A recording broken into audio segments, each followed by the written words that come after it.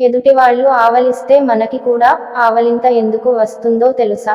మనకి ఎదుట ఉండే వ్యక్తి ఎవరైనా ఆవలిస్తే మనకి కూడా ఆవలింతలు వస్తాయి.